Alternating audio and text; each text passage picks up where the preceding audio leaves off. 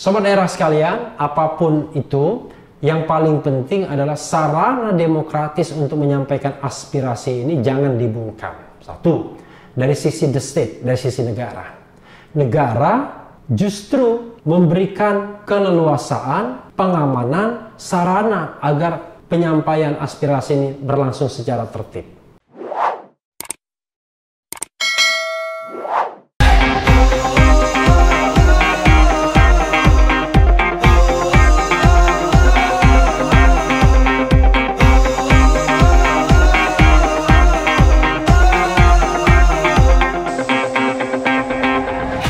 Assalamualaikum warahmatullahi wabarakatuh, Sobat RH sekalian. Jumpa lagi kita di channel yang keren ini, Keren Cadas. Kali ini kita mau ulas berita. Tapi beritanya sebenarnya baru besok terjadi ya. Yaitu rencana demo besar-besaran beberapa komponen masyarakat yang menamakan dirinya Aliansi Nasional Anti Komunis NKRI atau Anak NKRI, dan rencananya akan menyampaikan aspirasi dan terutama menolak rancangan undang-undang haluan ideologi Pancasila. Hari Senin yang lalu itu sudah diadakan press conference pada sore hari di hotel di dekat Masjid Cud Mutia. Di situ disampaikan pernyataan pers oleh Anak NKRI. Saya mau membacakan pernyataan pers mereka. Bismillahirrahmanirrahim. Pernyataan bersama Aliansi Nasional Anti Komunis dalam kurung Anak NKRI tentang penolakan rancangan undang-undang haluan ideologi Pancasila atau HIP dan bahaya kebangkitan PKI / komunisme.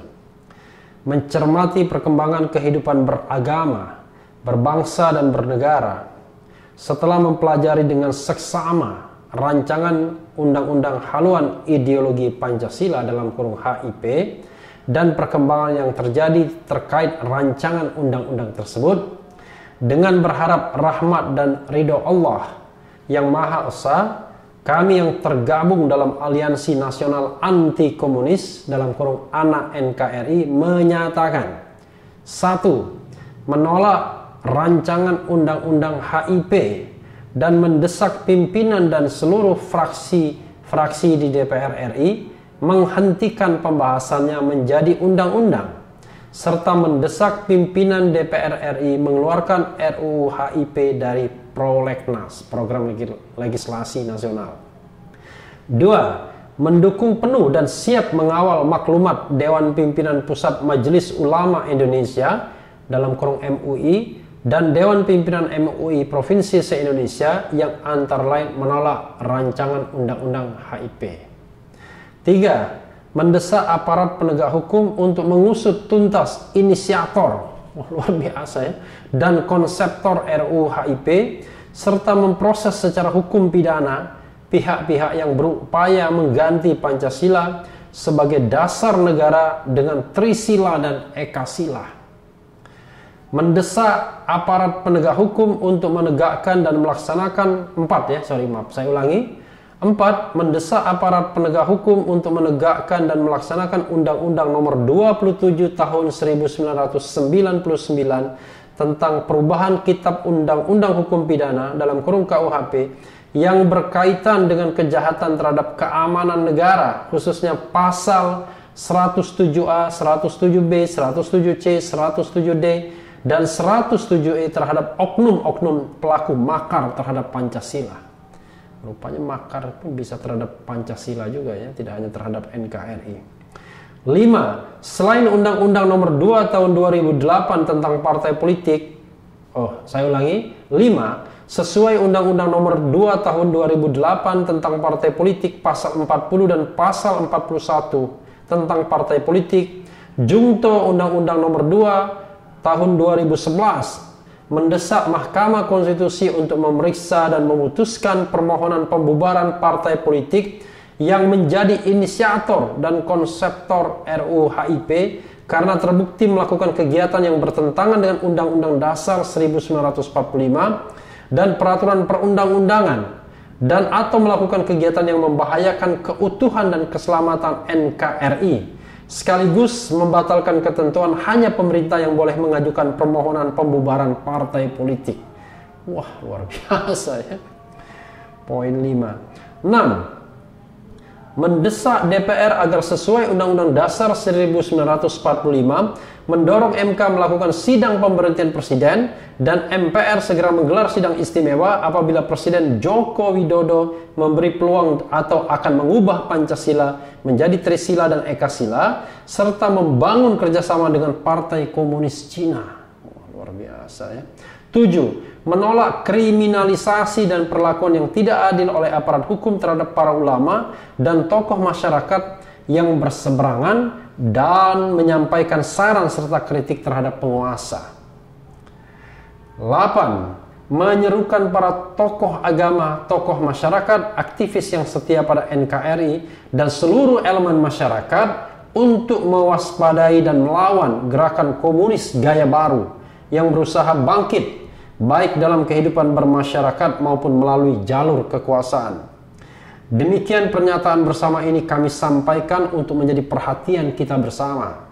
Semoga Allah yang Maha Kuasa meridhoi dan menolong perjuangan kita dalam membendung serta melawan bangkitnya komunisme dan PKI di negeri tercinta yang religius ini. Amin. Jakarta, 22 Juni 2020, Aliansi Nasional Anti Komunis dalam kurung anak NKRI.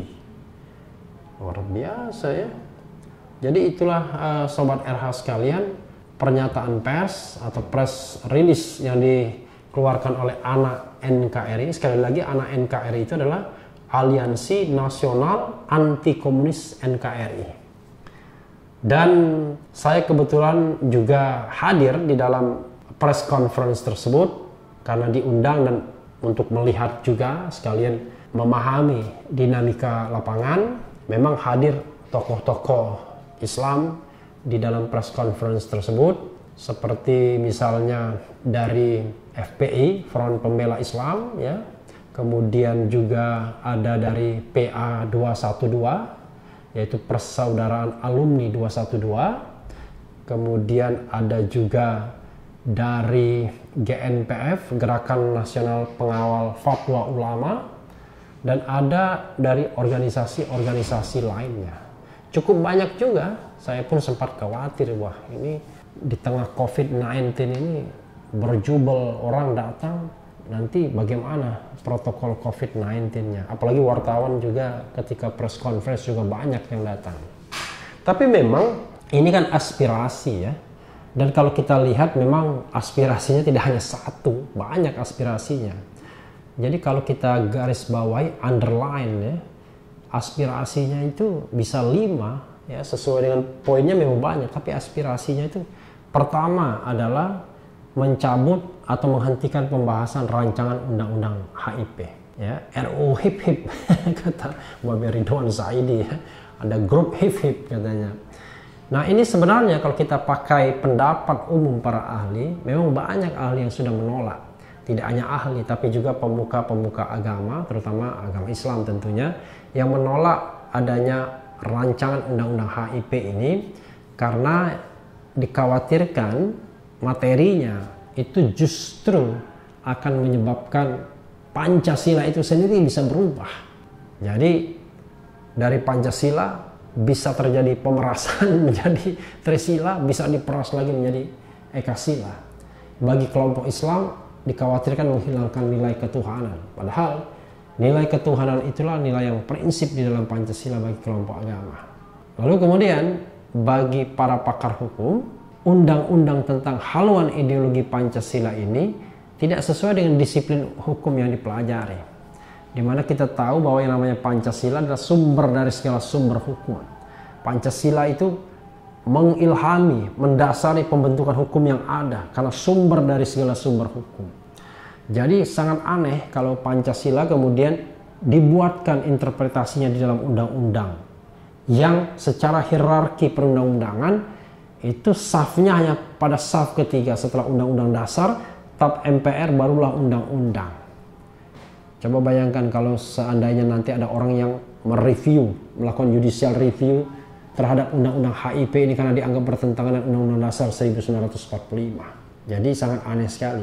Saya pribadi dari dulu juga sudah menolak. Jangankan RUU HIP, BPIP pun saya tolak pendiriannya. Jadi Badan Pembina Ideologi Pancasila. Sebenarnya salah satu tujuan RUU HIP ini adalah ingin memperkuat keberadaan BPIP agar dasarnya itu tidak hanya perpres, peraturan presiden, tapi undang-undang. Karena kalau dasarnya perpres, dia menjadi lembaga di bawah kepresidenan. Tapi dengan undang-undang diharapkan menjadi Dewan Pembina Ideologi Pancasila. Jadi semacam State Auxiliary Agency atau State Independent Body. Dari sisi kelembagaan memang bagus memperkuat BPIP, tapi masalahnya bagi personal opinion saya adalah saya tidak setuju kehadiran BPIP karena potensial mengcapture Pancasila. Jadi saya selalu mengatakan Pancasila itu biarlah hidup di dalam masyarakat. Pemerintah hanya memberikan fasilitasi agar orang bisa mempraktekkan Pancasila sebaik-baiknya. Salah satunya tentu dengan menegakkan hukum secara konsisten. Tidak mungkin Pancasila bisa hidup kalau penegakan hukumnya diskriminatif misalnya. Ya, Novel Baswedan misalnya dituntut 1 tahun penjara. Mereka yang menyiram Novel Baswedan yang menyebabkan kebutaan mata kiri 100%, mata kanan tinggal 60%. Ya tidak mungkin kalau fenomena ini dibiarkan Pancasila bisa dipraktikkan secara nyata. Jadi pemerintah tugasnya memberikan fasilitasi, bukan memonopoli interpretasi. Sekali lagi, pemerintah memfasilitasi, bukan memonopoli interpretasi. Jadi saya sudah mengatakan tidak setuju kalau Pancasila kemudian diangkat ke level negara. Apalagi undang-undang HIP ini, kalau dia sudah menjadi undang-undang, itu memberikan kekuasaan haluan ideologi Pancasila kepada presiden. Wah, itu lebih bahaya lagi, karena presiden bisa merepresentasikan diri sebagai Pancasila. Presiden is Pancasila, Pancasila is presiden, dan itu berbahaya karena yang namanya kekuasaan bisa saja abusive, ada abuse of power. Karena itulah kekuasaan itu justru harus dikontrol. Salah satu alat kontrol kekuasaan itu adalah Pancasila itu sendiri. Jadi Pancasila itu adalah alat kontrol kekuasaan, bukan Pancasila bagian dari kekuasaan yang bisa digunakan untuk katakanlah membungkam orang-orang yang mengkritik pemerintah. Tapi rupanya tidak cukup hanya bicara mengenai penolakan RUU HIP atau pencabutannya dari prolegnas. Kelompok ini juga rupanya menggugat partai politik yang mendorong RUU HIP ini. Ya namanya aspirasi itu silahkan saja ya, karena kan nanti terserah kepada DPR, apakah kemudian DPR akan melihat itu. Dan kalau misalnya kaitannya dengan poin pembubaran partai politik, perlu kita ketahui bahwa di dalam hukum positif di Indonesia, satu-satunya yang diberikan legal standing untuk bisa memohonkan pembubaran partai politik itu adalah pemerintah. Ya. Jadi masyarakat tidak bisa. Partai politik lawan tidak bisa. Kelompok-kelompok seperti PA212, kemudian juga GNPF atau FP tidak bisa juga. Anak NKRI juga tidak bisa. Karena itulah soal seperti ini secara prosedur tentu tidak gampang. Tidak heran dalam tuntutan atau dalam press conference ini dikatakan mengenyampingkan atau menerima ya pembatalan terlebih dahulu terhadap ketentuan yang mengatakan hanya pemerintah yang boleh mengajukan permohonan pembubaran partai politik kepada Mahkamah Konstitusi. Dan ingat pula, hanya Mahkamah Konstitusi yang bisa membubarkan partai politik, tidak institusi lain. Ada yang pernah menyatakan misalnya pembubaran partai politik dikaitkan dengan tindak pidana korporasi. Jadi partai politik itu disamakan dengan korporasi. Kalau dia melakukan tindak pidana, misalnya menerima suap, ya elit-elitnya, maka bisa ditersangkakan dan kemudian partai politiknya bisa dihukum, dibubarkan.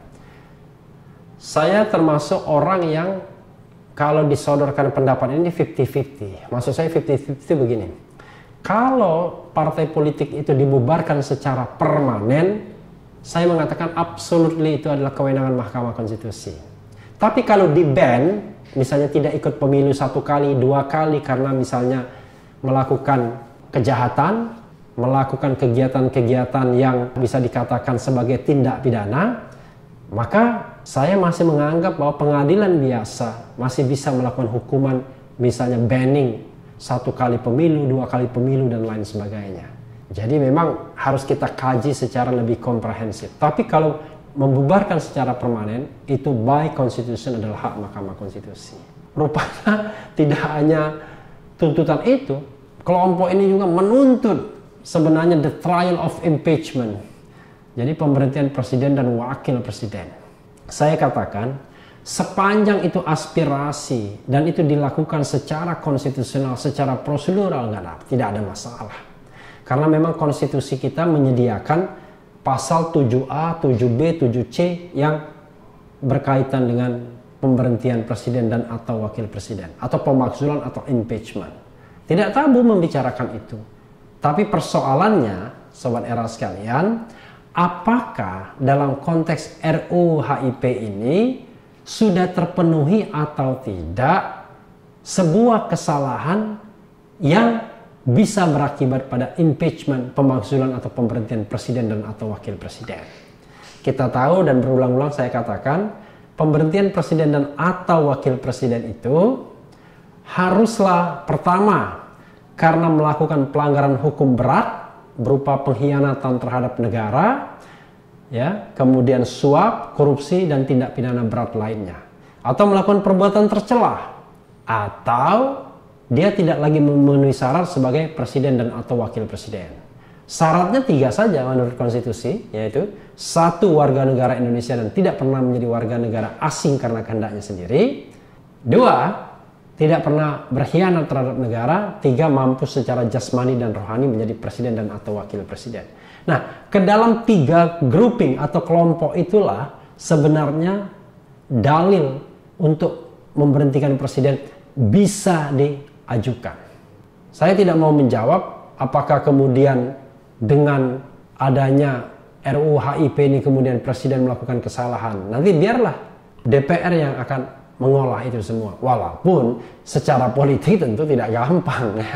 Kenapa saya bilang tidak gampang? Karena kita tahu bahwa yang namanya RUU HIP itu adalah hak inisiatif DPR. Dan DPR sekarang ini 6 dari 9 partai politik itu berada dalam koalisi pemerintahan. Jadi kalau konstelasi politik tidak luar biasa, tentu bukan perkara mudah. Tapi yang paling penting adalah kalau ada aspirasi-aspirasi seperti ini harus dilakukan secara konstitusional. Jangan lupa bahwa tidak bisa ujuk-ujuk MK bersidang atau MPR melakukan sidang istimewa.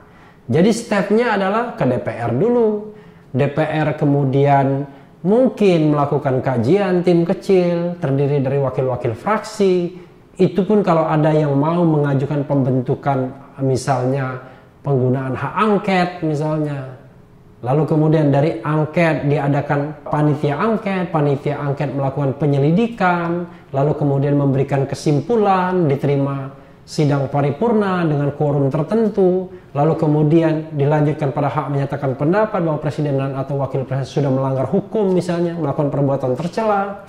Barulah kemudian disampaikan kepada Mahkamah Konstitusi. Mahkamah Konstitusi dalam jangka waktu 90 hari harus memutuskan tuduhan DPR bahwa presiden dan atau wakil presiden sudah melanggar hukum atau melakukan perbuatan tercela atau tidak lagi memenuhi syarat. Kalau memang MK mengatakan iya, terbukti ya secara sah dan meyakinkan berdasarkan proses persidangan di MK selama 90 hari itu, maka akan dikembalikan kepada DPR. Tinggal DPR kemudian mendorong MPR melakukan sidang istimewa. Jangan lupa, MPR itu anggota DPR ditambah seluruh anggota DPD. Jadi seluruh anggota DPR ditambah seluruh anggota DPD, itulah MPR. Jadi ada peran DPD-nya juga di sini. Sobat Era sekalian, apapun itu, yang paling penting adalah sarana demokratis untuk menyampaikan aspirasi ini jangan dibungkam. 1, dari sisi the state, dari sisi negara. Negara justru memberikan keleluasaan, pengamanan, sarana agar penyampaian aspirasi ini berlangsung secara tertib.